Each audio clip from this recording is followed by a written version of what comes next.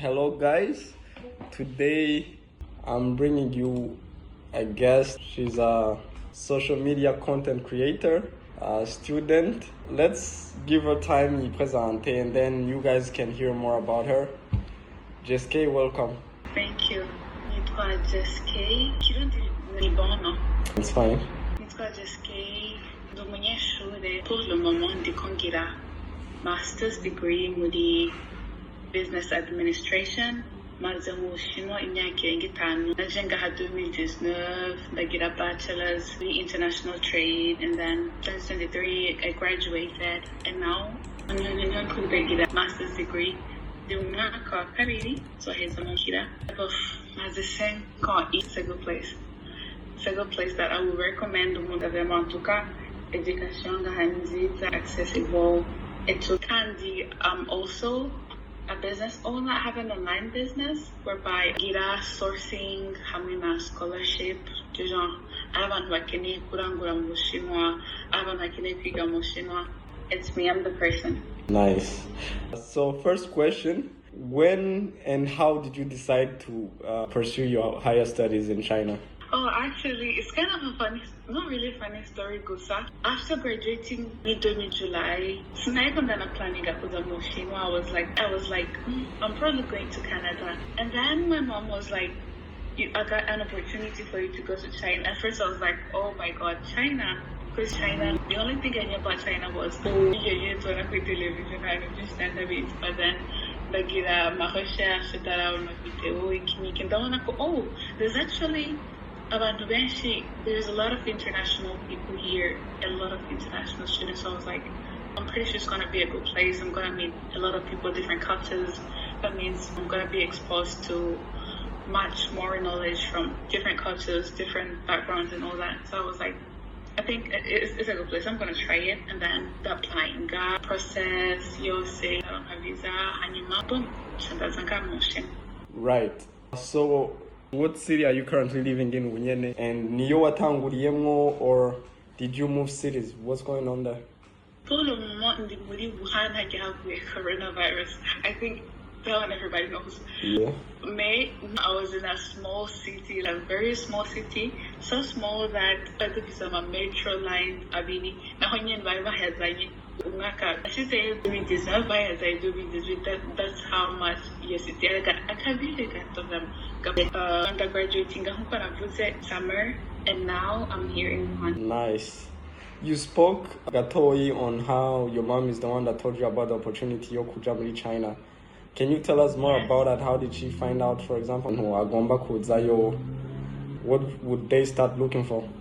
For her kwanza kugira ngo nawe nyene ashobore kumenya about that opportunity, hanyuma aramubwira nanje mumubwira tusa.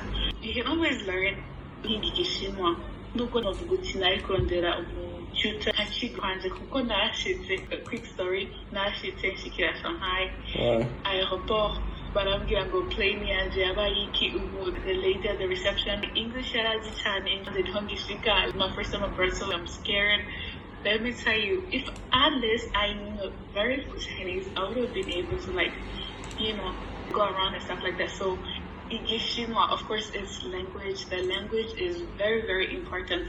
Try to learn, even if you learn 50 words, not even 50, 10 words like ni hao, you're coming not just to learn, but to not just to learn maybe about academics or just to do business or whatever you're coming for, but you're also coming into a place whereby different culture and all that. So you have to blend in at some point, not even at some point, you actually do have to blend in. So learn Chinese. Another thing is, if you're planning to come here, make sure that try to find out, even if you don't have anybody who's been here, at least maybe someone knows someone who is there. Have someone who's already there, someone whom you can, when you get there, they can help you around with different stuff. Because when you get here, you don't just get, for example, a bank card or whatever, meaning you won't be able to pay conveniently. You always have to carry cash, and you don't have a bank card, you don't have this and that, so it's very, very complicated. Make sure you have someone. Like when I first came, I was being helped by a friend. They would help me with it. If maybe I want to make some online transactions, I would have to go through them and stuff like that. So that was a helping hand. You need somebody, you need a helping hand. Another thing is have the everyday apps that Chinese people use. I'm talking about WeChat, which is their WhatsApp, which is also their payment app. You can use it to literally do anything. Just no code that you can give info and all that. It's not the same as WeChat. WeChat is more of a communication app, but it also has all that on the side. But Alipay is mainly payment and all that. You need things like Google Translate. Oh, Google Translate is gonna be your friend, because of course it's not like when you come here for the first time, so it's not like you're a master of the language. So you need Google Translate because it's gonna be your helping hand. Another thing is, don't be solitary. Find people, and then when you get here, ask around, ask people. I don't know if you're coming for business, if you're coming for school, whatever. Find a community. Find out what others are doing. If you're a student, find out from the other students what people are doing to maybe earn money or whatever. If you're coming for business, try to find a community and also find out where are people getting this from, because it's a very, very big country, and very big country, lots of opportunities, but you have to be in the right place. Yes.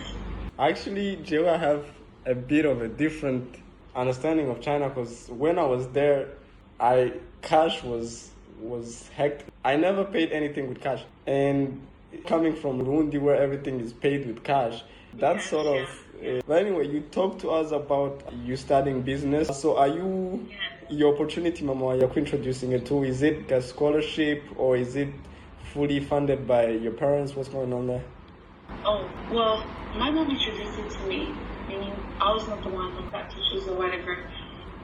But no, it was not a scholarship. It was actually fully funded. Now looking back, I'm like, whoa, we didn't have to pay so the money, because you can actually, there's lots and lots of scholarship opportunities here. So, J-Way, at that time, it was self-funded, meaning I was paying and all that. But you can get scholarships.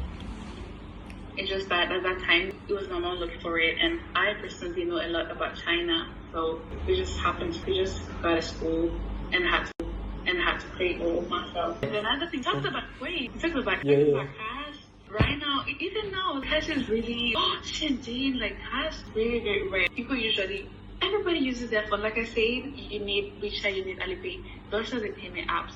Nowadays, you can even pay with your palm. I've personally not tried it yet, but you can literally just pay with your palm. Where you just take your phone, you place it on the back, you don't even have to scan anything. They really have very advanced technologies over here. When I was still there, you just said it, because I remember when I was about to come to China, I was looking for my exchanges. You go, but everybody was like, what? That General Bank, I'm looking for Chinese RMB, I'm about to go to China. Bro, we don't have this.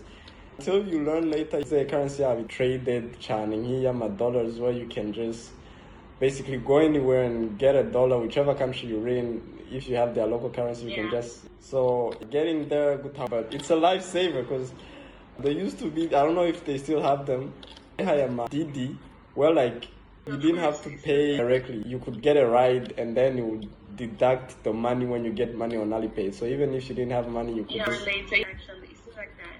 Because that's a lifesaver, because you never know when you're in a situation when you just need a ride, but you straight out of cash. So it's a good thing. But your service you are offering, sorry, you're saying?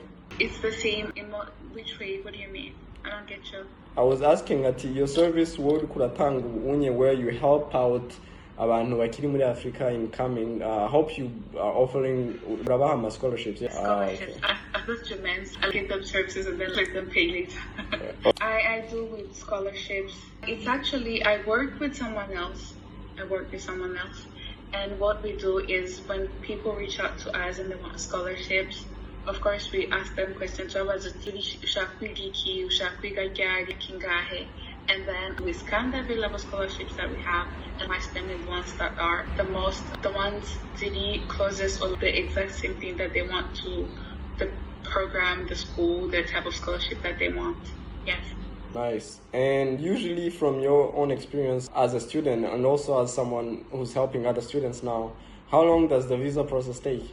Is it a long time? When should people start applying? Kugira ntiba missing a window of opportunity? Now, it depends.